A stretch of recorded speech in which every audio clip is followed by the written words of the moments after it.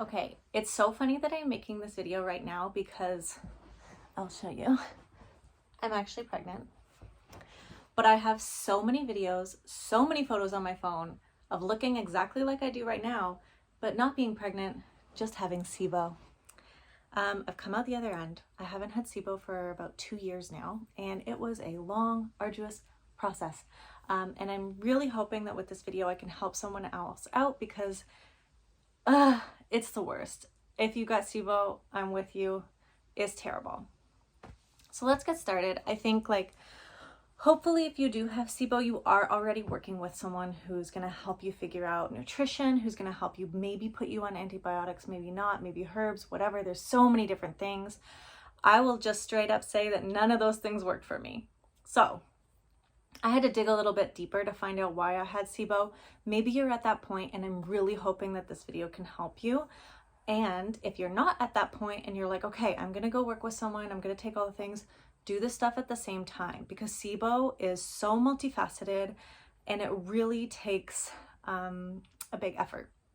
But that's not to say that you can't get rid of it. I know plenty of people have. It just takes a bit of work, takes a bit of loving.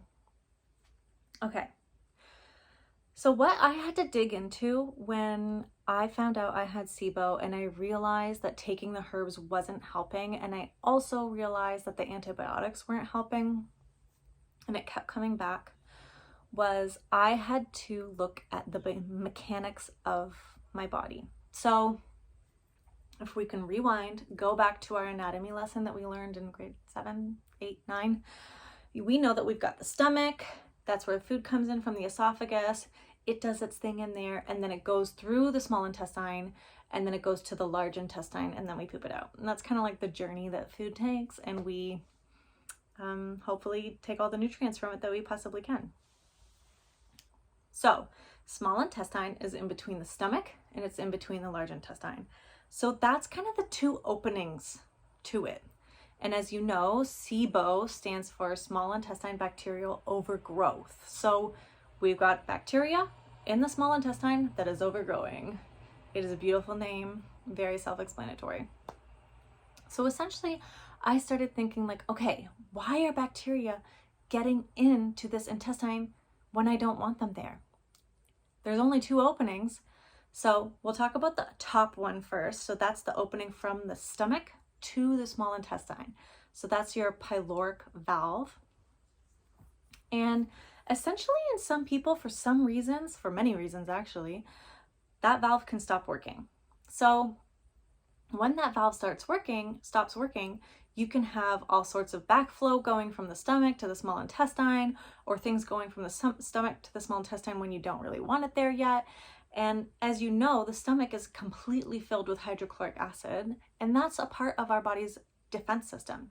So we eat food with bacteria and viruses and parasites all the time, and our stomach does its thing. You can't put your finger in hydrochloric acid of your stomach without it burning it off. So it is an intense part of our immune system when we want it working the best we possibly can have it working. So our stomach makes this hydrochloric acid, and if that pyloric valve opens too early, maybe there could be bacteria that could go from your stomach into your small intestine a little bit too early than we'd like. This is actually a rare cause of SIBO, because most of the SIBO we find is in the other end of the small intestine. But it's not to say you should disregard this, because you never know. Everybody is so different. You know, we could have 10 different people with SIBO and they could have it for 10 different reasons. So it's better to just hit it from all angles and save yourself a bit of time, coming from a person who had to spend years. And a lot of those weird SIBO pregnancy photo shoots that were funny, but also sometimes you just want to be able to wear jeans out to a restaurant, you know? Okay, so the pyloric sphincter, here's what we can do to kind of help that situation out.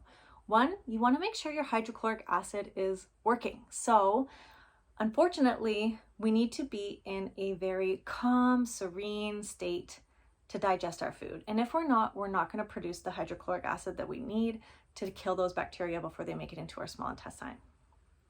So Make sure that you're eating when you're calm. Don't eat in front of the TV. Don't eat when you're driving. I can do those things now, no problem, but if I did them before, it would have made me bloated, or more bloated than I normally would have been. You can take a shot of apple cider vinegar. That's shown to really, really help boost the hydrochloric acid. Don't drink a ton of water before you eat. That will dilute the acid. And chew your food. The more we chew our food, the process of mastication is going to send signals to your tummy. Okay, it's time to create this acid so that we can digest our food the best we can. Those things are incredible. Also take your time and eat slowly. I know it's really hard. I eat really fast because I'm usually so hungry. That's pre-pregnancy too. But yeah, taking your time, giving your body the time to create all the enzymes and all the hydrochloric acid that it possibly can to digest the food properly. That's also going to help you if you have problems with parasites too. So if you're, in a foreign country and tend to be that person that gets diarrhea like I am, always remember to eat mindfully and slowly. Don't eat things quickly. Give your stomach a chance to produce the hydrochloric acid. That is part of the defense. Okay, so that's number one. That's the first hole. Sphincter, we'll call it. The other one is it's actually located right where your appendix is. So we've got the cecum and we've got the appendix hanging at the bottom. The appendix is not useless, by the way. We don't really have useless organs in the body. They all have a use, we just don't really know them yet. That's kind of how it tends to go. So the appendix actually houses good bacteria so that if anything comes in to our large intestine and we end up sick, it will be like, oh, here's some good guys, and kind of repopulate the area, which is cool. But don't stress if you had it taken out. You can still repopulate. Just eat a lot of sauerkraut. So the ileocecal valve, which is another sphincter, that's at the other end of the small intestine. So that's when all your food goes through the small intestine, it's going to empty out into the large intestine and get made into a poop. That's the sphincter that kind of like controls the entryway to the large intestine. And we want that there, and we want that working because there's a lot of bacteria in the large intestine, which we want there. It's great. We need that bacteria.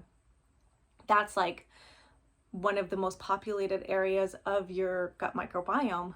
However, we don't want that bacteria in the small intestine. So that sphincter is there to make sure all those little food boluses that we've created goes from the small intestine into the large intestine and nothing backwashes. But sometimes that valve can stop working on some people. Why?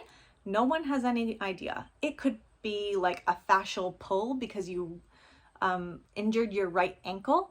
It could be that you've got low back pain because all the nerves that supply that come from your low back. I mean, there's a multitude of reasons why that could stop working.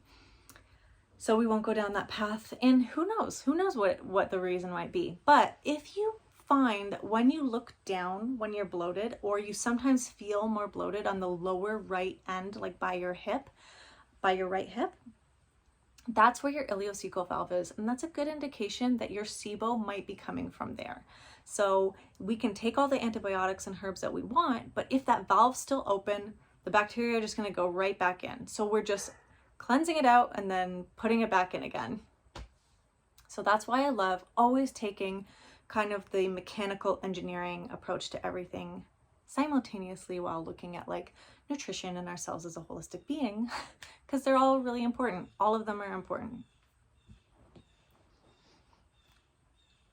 The fun fix for an ileocecal valve is a self-massage. That's it. So I'm going to show you on my body, but I'm not going to do it because there's a human there. But you're going to want to do it laying down. So right above, like right where your hip bone is, sorry, I'm so pregnant, it's really hard to tell, but my hip bone's right here, and it's right where kind of your appendix would be. So if you just go in a little bit and then down, boom, that's going to be where my ileocecal valve is. And you're just going to lay on your back so that your stomach has a chance, like all those muscles have a chance to relax. And you're going to kind of put one hand on top of the other, and you're going to push in and just massage in little circles one way, massage in little circles the other way. Kind of keep doing this, breathing, maybe pulling, pushing. There's no right or wrong way. You're just trying to get it to engage. And when you do this, you might feel like this, blah, blah, blah, and that would be your, it's a great sound effect. That would be your valve maybe closing, which is what we want. So this type of massage, like you might want to do it, you know, periodically throughout the day, just to give it that stimulus, to remind it like, oh, hey, like you are actually supposed to be closing. This is something I actually did for about a year.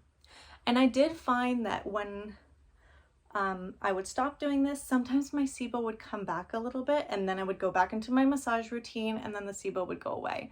And now my body does it all on its own. I just really needed to have that proprioception of helping that organ remember what it was supposed to do. So that's the advice that I have about SIBO and how you can think about your anatomy and think about why your anatomy might be going wrong, instead of thinking like, oh, why is this happening to me? Like, there's usually a reason. If we just keep digging, we'll find the answer. So number one, you're going to want to look at your stomach, and you're going to want to look at your hydrochloric acid production and make sure that that's working. Make sure your pyloric valve is working up there. Number two, you're going to want to look at the ileocecal valve, and you're going to want to massage it and make sure that that's working too, just so you have the two openings to the small intestine closing appropriately when we want them to, so that there's nothing getting in there that we don't want. One more thing I'll say about SIBO is that we do have an immune system that is supposed to take care of bacteria in places where we don't want it. We've got lymphocytes, we've got phagocytes, and they are intense. Like, it's an intense army. And when we find that that army isn't working its best, that usually means that something deeper is going on, because our immune system is incredibly strong. So when you're trying to heal from SIBO, a big part of it is stress, relaxation. Like, we don't want to feel a large amount of stress. And this is kind of annoying, because it's annoying to hear like, oh, well, it's just stress. Like, I'm not saying that. It's not just stress. Like, you do have symptoms, obviously. But if you want your immune system to go in there and kill those bacteria where they're not supposed to be, you need to be in a state of relaxation. You need to be in the parasympathetic state so that our immune system can do its thing. That's why doing breath work, meditating, orgasming, having fun, laughing with your friends, like all that stuff really matters. Healing isn't just about like getting to work and like doing a detox. It's actually all the fun stuff too. Getting a good night's sleep, all that stuff really matters. Your immune system depends on it to work its best. And if you want to get rid of SIBO, you're going to need your immune system on board. Okay, that's all I'll say about SIBO. I hope this helps. Love you guys.